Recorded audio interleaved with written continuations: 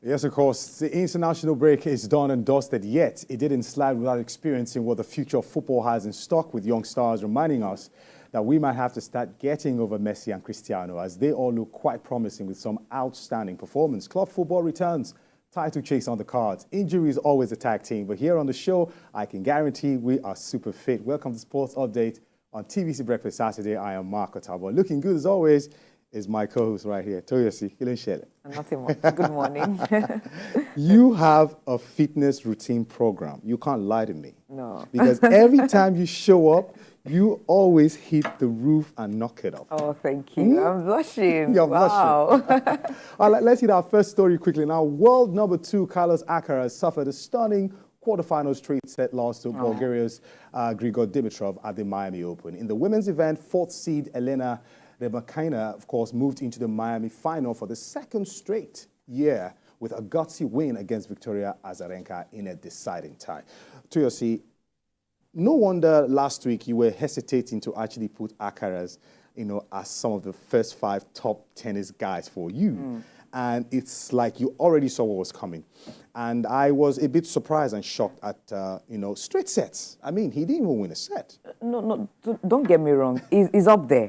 Yes, if I'm even going to mention... I'm not faulting you at all. No, I'm just saying he's up there. In fact, I think he's, somehow ahead of the likes of Zverev, Medvedev and co, maybe Yannick Sinner. Yeah. But I also not want to take this ATP games too seriously. The Miami Open, the Indiana Wells Open, these are just like warm-up to the Grand Slam, if you ask me. Fine, they use it to get warmed up, to accumulate points and whatnot. But at the same time, of course, you would want to think that players like this should get this, over the line and what. But at the same time, this same Grigor defeated Zverev in the semi-finals. Alcaraz, we know, has his particular court where he excels in. And I think that's the same thing for Rafael Nadal, because that's the way I see him. That's the light I see him. I see him as a right-handed Nadal, powerful, strong, always on the offensive, and using his power more. But at the same time, let's just see how this all goes. The fact that he was knocked out in the quarterfinals doesn't really mean anything, or would probably play a part on the standings as we see it. But at the same time, yeah, you would expect Alcaraz to get to the finals. Well, what it is. It's Medvedev and Yannick Sinner now. And I'd love to see that final. Yannick Sinner got defeated by Alcaraz in the Indiana Wells Open's final.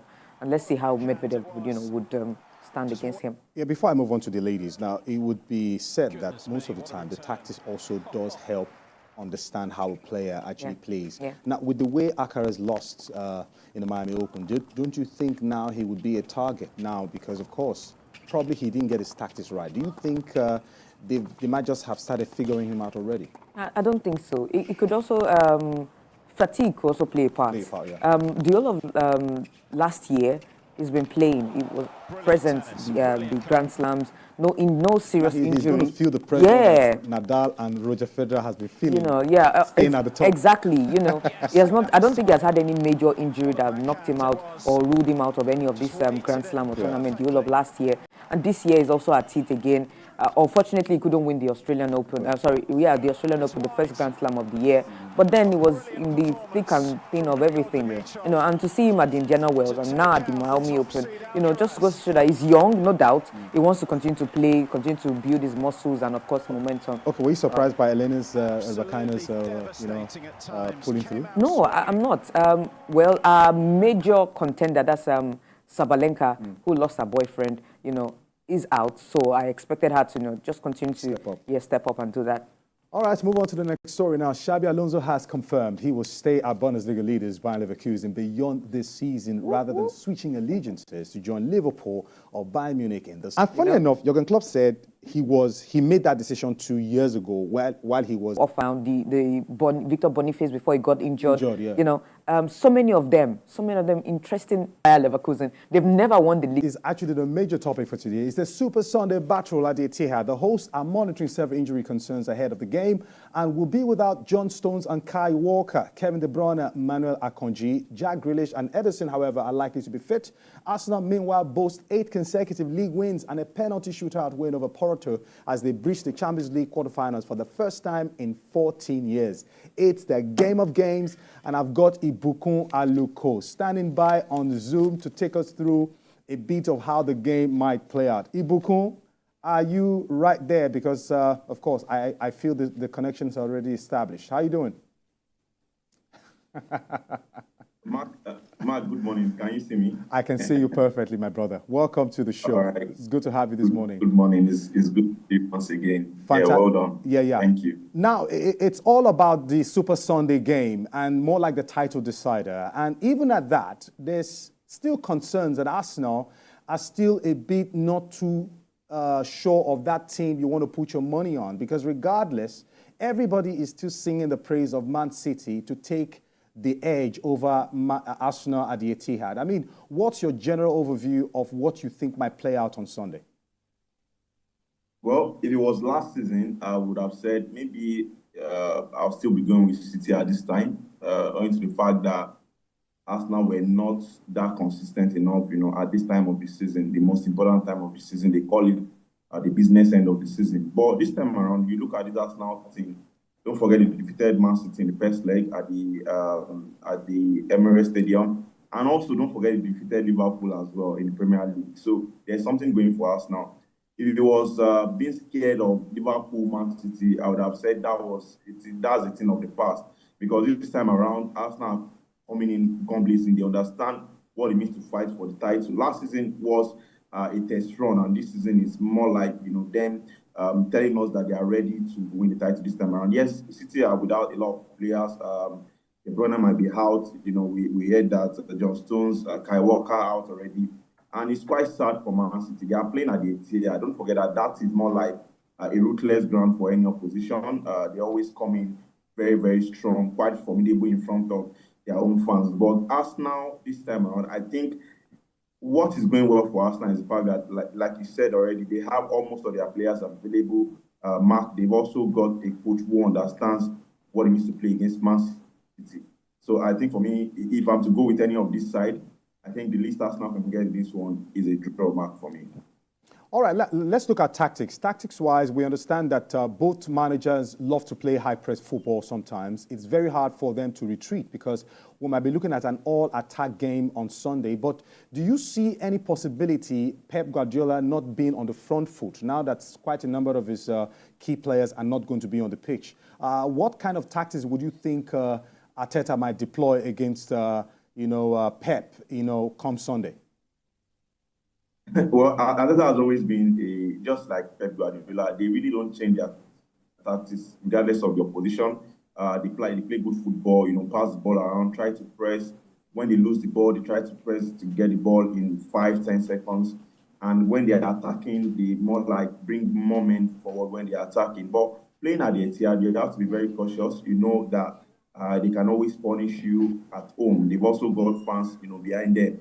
Take nothing away from Man City, despite losing a whole lot of players to injuries, they can always punish any opposition. But like I said earlier already, I think Arsenal are a team that are already matured, and going to the Etihad this time around with a fit Saka, they've got Martinelli also available, Declan Rice, Odegaard, and the rest. I think these guys have seen it. They know what it means to beat City and Liverpool this season.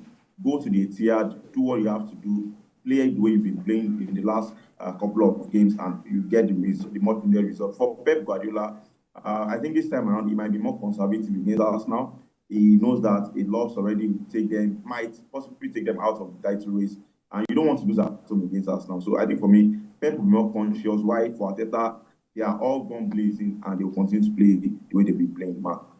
All right, before I let you go, let's go to other fixtures. La Liga is there. We understand that Girona also were performing at some point, but more like they've taken their foot off the gas now, and things are not looking really good for them. But we understand that Real Madrid, Barcelona are still very much on top. Atletico Madrid, not very, very precise. What's your general take with what that title race would look like in La Liga this weekend? There's no title race in La Liga. As a big Barca fan, and you know it yourself. There's no title. So you think it's done and dusted? Yeah, I think it's more like, a wedding that is going to happen between Real Madrid and the La Liga trophy. Okay. It's just us waiting. We already have the date of the wedding. It's just us waiting for that wedding date to happen.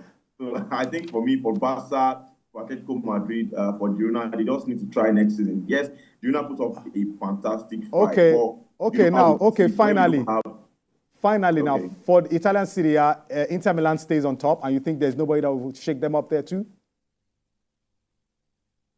Inter, I've said it already that I think the only title race that is happening is in the Premier League. Mark, other leagues, I think it's almost dead and buried already. All right, Ibukun, thank you very much for your time. We appreciate your presence on the show, and thank you for always answering our call when we're calling you. I'm honored to be here. Thank you very much, Mark. Fantastic. Bless you, man. Now, Toyosi, finally, before we go, your take on the Arsenal Mancity game. Do you have a prediction we're running with? I would not be surprised with a City win because of the home advantage. But at the same time, Arsenal can also nick this one. They've done it before. You don't think there's going to be a draw in this game? I don't know. I see a draw. Games like this. 1-1. The last time City and Arsenal drew, I can't remember. There's always a winner. There's always a winner. It's just one goal. And that's one thing with City this season. Surprisingly, for the very first time going to this tie, they are not outright favorites. They are favorites because they are home, but they are not outright favorites. In fact, in the league this season, they've only defeated one team in the top 6, and that's Manchester United.